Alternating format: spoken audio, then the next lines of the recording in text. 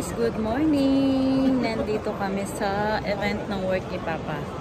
So for today's vlog guys, ito yung makikita nyo, yung event ng radio event. So ayan.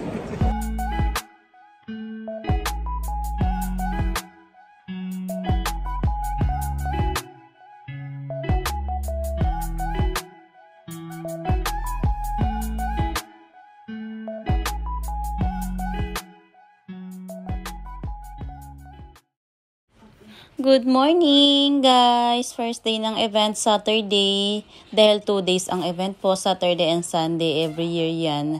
Then yan ang Saturday.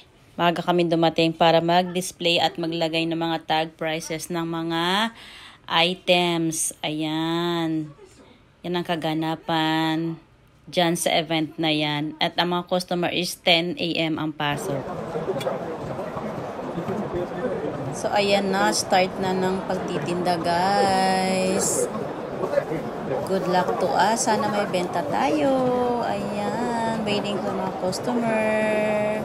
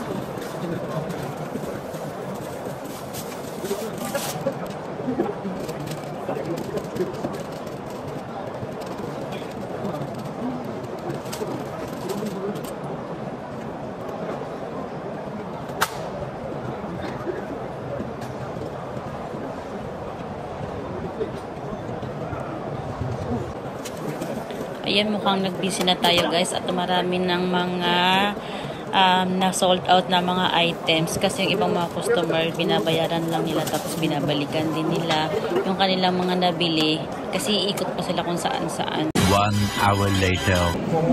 Hello guys, nakapagtinda na tayo, naka-oryagi na tayo, maraming tinda, kinita, kahit pa paano, thanks God. At ito na lang natira, kahit pa konti na lang. Saturday. So, ayan.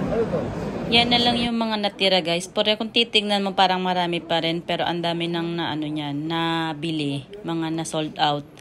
Ginawan lang na paraan ni Amo yung mga bakanting place na paghiwa-hiwalay yung mga items para naman mukhang may paninda pa kami.